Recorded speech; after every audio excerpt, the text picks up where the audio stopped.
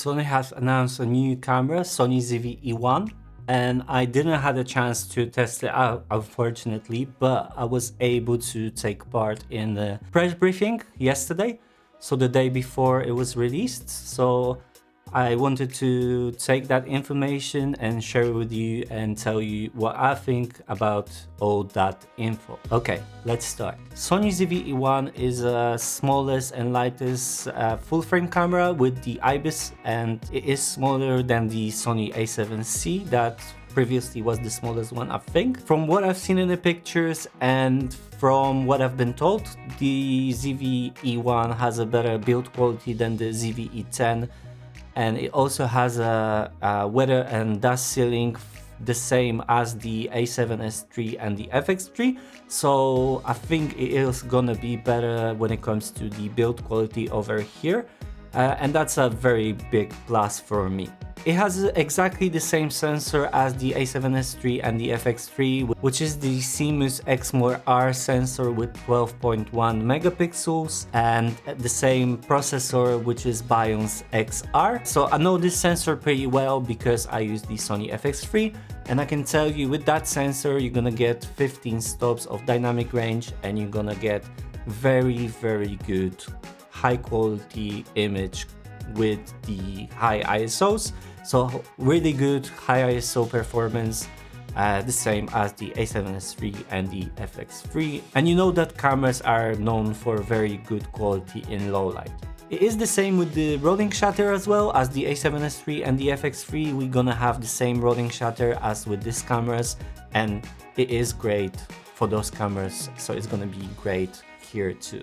We also have the S-Cineton and S-Log with 10-bit 422, and we can record that with the same codecs, which is HAVC-S, HAVC-SI, and HAVC-HS. And we can record in 4K 60 frames per second without the crop, and we're gonna be able to record 4K up to 120 with the 10% crop in June 2023, and we're gonna be able to record in full HD with 240 frames per second or up to 240 frames per second also in June with the firmware update. And apparently we're not gonna have any overheating with 4K 60 for over an hour, so that could be a good sign when it comes to overheating. The camera is definitely smaller body than the A7S III and the FX3, which also has the active cooling, so I wouldn't expect the same performance when it comes to overheating over here, but it should be good enough for recording over an hour in 4K 60, and for me that's plenty enough.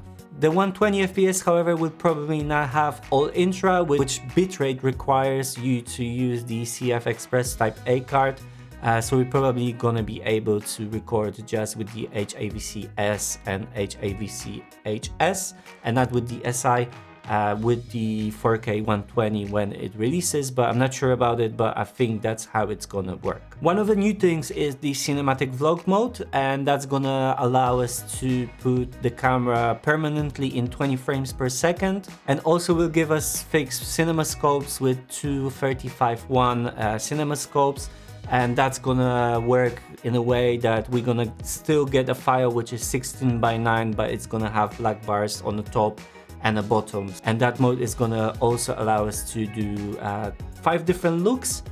S-Cineton, which is gonna have moderate contrast and color saturation, clean, which is gonna be standard contrast and standard saturation, chic with lower contrast and saturation, fresh with higher contrast and saturation, and mono with black and white. So that's gonna be the 5 looks we can use in that mode. And also we're gonna have 4 moods to choose from, and that's gonna be auto, which is gonna automatically adjust the colors to the scene we are recording. We're gonna have gold with warmer colors, we're gonna have ocean with colder colors, and forest with colors with the greenish tint. We can mix all the looks except for the mono because it is black and white. So in total we're gonna have 17 different looks, so we can set the camera to the output we want to achieve, and that's gonna be nice for achieving a quick look out of camera. We can also switch the AF transition speed over here from high to mid to low, so 3 different levels. And we can access that cinematic vlog mode with touch operation, so it's just one touch to get into it or out of it on the screen. So that's going to be nice to access those previously set settings really quickly when we want to film in that cinematic vlog look. We also have focus breathing compensation, focus map, AF transition speed, and the AF subject shift sensitivity, so we can customize our AF the way we want to. And actually, when it comes to AF, we get the AI functions from the A7R5. So that's the second camera that's gonna have that functions. And thanks to these functions, the camera can detect the human pulse. So it can detect like when, for example, somebody is back to the camera, with its back to the camera and it cannot see the eye. It can predict where the eye is gonna be, and when the person turns back, it can catch that eye really quickly. And thanks to that AI, we can detect subjects like animal, bird, car, train, plane, or insects, so we have much wider variety here. And we're gonna have the same performance as with the Sony A7R5. However, it has functions that the Sony A7R5 doesn't have. And that function is frame stabilizer, which works with the AI-based subject recognition and dynamic active stabilization. And it recognizes the person that we, for example, walking after or walking next to, and it's gonna crop into that person. So it's gonna keep it in the middle of the frame, and it also gonna stabilize that footage. You're gonna be able to record much more stable footage thanks to that function. The other function is auto framing, which is gonna work when we set our camera on tripod and we record wider frame, but then the subject gets into the frame and it's cropped into the subject because it detects the subject and it follows that subject towards where it's going. And we can set it to automatically start when it detects that person, or automatically starts when it detects the person and keep it for 15 seconds, then zoom out for 15 seconds or 30 seconds, because we have two options over there, and then zoom in again. Or we can change that zoom or crop with touching the person on the screen. So if we have two-person interview, for example, or podcast or something like that, we can select that person. It's gonna zoom in, crop into that person, then we can crop out and crop into another person, or we can change the crop from one person to another. And thanks to that, we're gonna be able to record that sort of file in camera. And we can also record to external recorder, and that's gonna record a full frame, so it's not gonna record that crop actions that camera is gonna record. And thanks to that, we're gonna have two different angles from the same recording, and thanks to that, we can choose which one we want to use in post, and that might be nice. And we are going to be able to change the crop level over here from small, medium to high, where small is gonna give us wider, or like show us the entire person, and the large is gonna crop in or zoom in quite large. We also have the same functions that the ZV-E10 and ZV-1 had, so the depth of field button switch, or the product showcase, or the hot shoe with the multi-interface shoe support. So we can use variety of microphones and other accessories that use Mi interface. So that's really nice that we have that over here too. There is also a mode that can recognize multiple faces, and if we, for example, vlog in and we have aperture set to 1.4, we vlog in and there is another person coming into the frame, it basically changes the aperture so the other person is visible and sharp in the frame as well. So it changes, for example, to f8, so that person is sharp too. And when that person or people leave the frame, it changes back to the aperture we set previously. So that's gonna be nice for some people who are vlogging like in pairs or in multiple people, and they want to show other people in the frame. It's gonna be able to show all of them sharp. So I guess that's a nice option to have. We also have the same IBIS as in the Sony a7S III and the FX3. So standard mode, active mode, but we also have dynamic active mode over here, which is gonna do additional crop, and with the electronic stabilization, it's gonna give us dynamic stabilized footage. So if we move in like vlogging or following somebody, it's gonna supposedly give us much smoother footage. We also have a zoom lever here, like with the ZV-E1, ZV-E10, FX30 and FX3.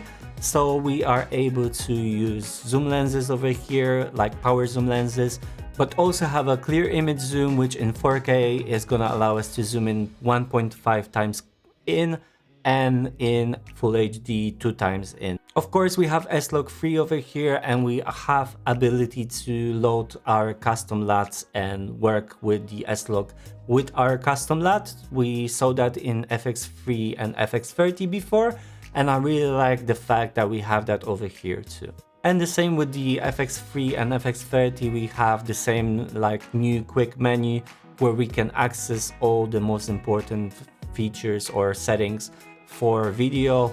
So if we go into the menu, we have that quick menu on the top of the menu list. But also what's new is the touch interface we have on the main screen. We can choose all the settings and change all the settings with the touch input. So we can select the aperture, shutter speed, and all the other functions of the camera. So we can control many features of the camera straight out of the main screen, and I really like that. As with the previous cameras from the ZV line, we have that mic on the top, a 3-capsule mic, and it is upgraded from the previous one, so from the ZV-E10. Apparently it is better, and we can control directivity of it, so we can record from the front, from the back, from front and back, or auto, which is gonna decide for us. Similarly to the Sony FX3 and the FX30, we have the tally light in a similar spot to them, which is in different spot in the ZV-E10 and ZV-1.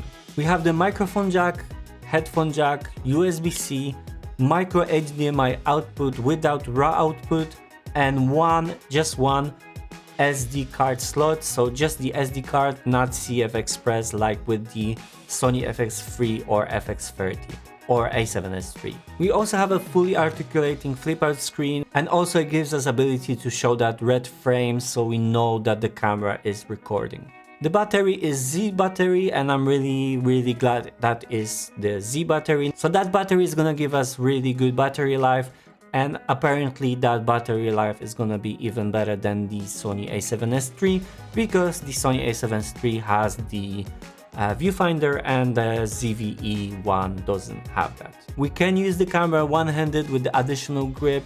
We can buy and use as a tripod, grip or remote. And we can also use the camera remotely with the new Creators app. I'm not sure what options we're gonna have there, but we can definitely find out later, and we can test it out when I have the camera. And what was really surprising for me, and I really like, is the fact that with the USB-C streaming, we can use the camera as a webcam or to stream with the quality of 4K in 30 frames per second, which is, I think, the first camera that is able to do that out of the box. And with the full HD, we can do a 60 frames. So it is gonna give us really good quality for USB-C streaming.